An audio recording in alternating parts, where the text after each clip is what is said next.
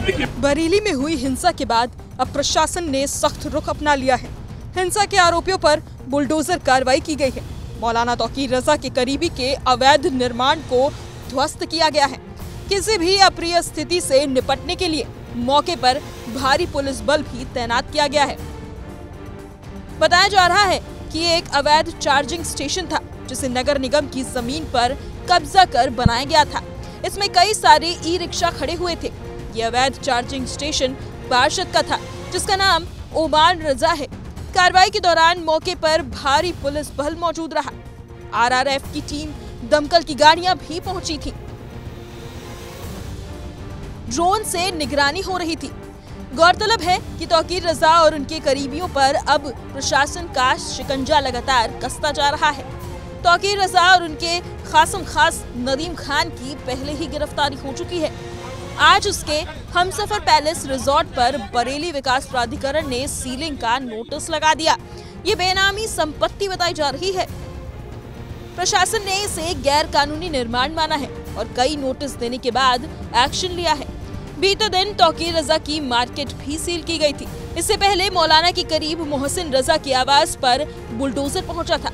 हालांकि वहां कोई एक्शन नहीं हुआ। मोहसिन की पुलिस वालों से तीखी बहस हुई। उन्होंने खुद को तौकीर रजा से अलग किया और कहा कि उनका मौलाना से इस मामले में कोई कनेक्शन नहीं है। फिर भी प्रशासन उनको परेशान कर रहा है। मोहसिन के पिता ने कोर्ट से स्टे ऑर्डर दिखाया तो प्रशासन की टीम रुकी, मगर मोहसिन रजा के घर के सामने ही नाले पर बाउंड्री वॉल कर अवैध चार्जिंग स्टेशन पर नगर निगम और प्रशासन ने बुलडोजर से ध्वस्तीकरण की कार्रवाई की है। बुलडोजर से बाउंड्री वॉल को तोड़ दिया गया है। तौकीर से मेरा कोई वास्ता नहीं है, ना था। 2005 में मैं इत्तेहाद मिल्लत छोड़ चुका हूँ, मेरा उनसे कोई वास्ता नहीं। अब बीजेपी के एक जिला अध्यक्ष हैं आंवला के, जिनका नाम है नहीं बीजेपी के आंवला जिला अध्यक्ष जो हैं, उन्होंने इससे पहले भी मेरे ऊपर एक एफआईआर कराई थी गौकशी की, फर्जी। उसमें 22 दफा करके मुझे नामजद करा था। उसके बाद एक एफआईआर और उन्होंने मेरे भाई पे कराई। दोनों एफआईआर पुलिस ने अपनी निष्पक्ष विवेचना में खत्म करी। उसके बाद अब ये उन्हीं के कहने से हो रहा है, ये जो कुछ हो रहा है। भाई मेरे से कोई वास्ता नहीं तौकीर मियां से, और जबरदस्ती आप मेरे ऊपर इन्होंने चलान उसी के कहने से करा। चलान करने के बाद मैंने इसमें कोर्ट में स्टे लिया, मेरे पास स्टे है, कंपाउंडिंग की फीस जमा करी, और जबकि के मेरा सन 71 का ये दादिलाई मकान बना हुआ है, सन 71 का नक्शा है, सारे कागज उसमें जमा है। आज बनी सन 74 में टीम आई है, ये क्या कभी कोई नोटिस दिया आप लोगों को, कभी बताया? कभी इन्होंने 2024 में नोटिस दिया था, मैंने कोर्ट में जाके उसमें केस कर दिया।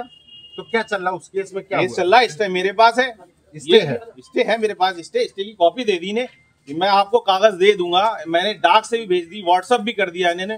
फिर भी जबरदस्ती की साहब हम हुकूमत का जितना जुल्म ढा सकते हैं वो ढाएंगे। फुल कॉर्पोरेट इन्हीं अधिकारियों को करे, ये सब जितने खड़े सब मैंने करवाया। पूरा शहर का माहौल बनवाया। दरगाह की जो खानदान की मीटिंग थी उसमें मैं शामिल था। उसके बाद ये जाती है कि बीजेपी के जिला अध्यक्ष कहेगा कि साहब इनका घर गिरा दो, तो गिरा दिया। माहौल बनवाया था ये जो शुक्रवार को जैसे हुआ था, तो क्या उसमें मेरी मस्जिद में आप लोगों को नहीं पता होगा, मैं बता रहा हूँ, मेरे पास फतवा है, हुजूर मुफ्ती आज़म इनका फतवा है, इस तरह के एहतजाज में शामिल होना जायज नहीं है। हजरत का फतवा मेरी मस्जिद में ऐलान हुआ, और यहाँ के चौकी इंचार्ज और जो यहाँ के जो पुलिस के अधिकारी, तो उनके सामने पढ़ के बताया गया कि ये देखिए ये आला हजरत का हुजूर मुफ्ती आज़म इनका फतवा है, आप लोगों ने इसलिए जायज कि किसी फसाद में नहीं जाना है। बिल्कुल, जब हम आला हजरत के मानने वाले हैं, हम तौकीर मियां के मानने वाले नहीं है। जब आला हजरत ने इस चीज को नाजायज लिखा, हम क्यों करेंगे भाई? हम आला हजरत को मानते हैं ना। उसके बाद ये तरीका ये कि साहब बीजेपी के जिला अध्यक्ष आंवला के जो हैं, उनका नाम भूल रहा हूँ मैं, उनके कहने से सारा तमाशा है ये चल रहा है। आपका तौकीर रजा से कोई डायरेक्ट रिश्तेदारी, कोई कनेक्शन? हर चीज है नहीं, रिश्तेदारी को मेरी सगे रिश्ते, मेरी बीवी के तायाजाद भाई हैं, तो वहाँ रिश्ते क्या मतलब है? 2005 से मेरे उसके बाद कोई ताल्लुकात है नहीं, ना हम जाते हैं, ना मिलते हैं, ना आते, फिर भी जबरदस्ती टारगेट है। 2005 से आपके कोई रिश्तेदार कोई नहीं है, वही मेरा कोई ताल्लुक नहीं है। 2005 ये मकान को लेकर के सवाल उठ रहे थे, ये कैसे बना, क्या है, कैसे? मेरा दाद इलाही ही है, मैं इनकम टैक्स रिटर्न देता हूँ, मेरे अपने कारोबार है, जीएसटी रिसेंट फाइल करता हूँ, आईटीआर सब चीज करता हूँ मैं। आपको बता दें कि बरेली हिंसा की जांच में पुलिस ने अब तक 62 लोगों को गिरफ्तार किया है। इनमें हिंसा के मास्टरमाइंड बताए जा रहे मौलाना तौकीर रजा, डॉक्टर नफीस और नदीम भी शामिल हैं। पुलिस ने तौकीर रजा के करीबी लोगों की करोड़ों रुपए की संपत्ति जब्त कर ली है। अब प्रशासन तौकीर की बेनामी संपत्तियों पर भी कार्रवाई की तैयारी कर रहा है।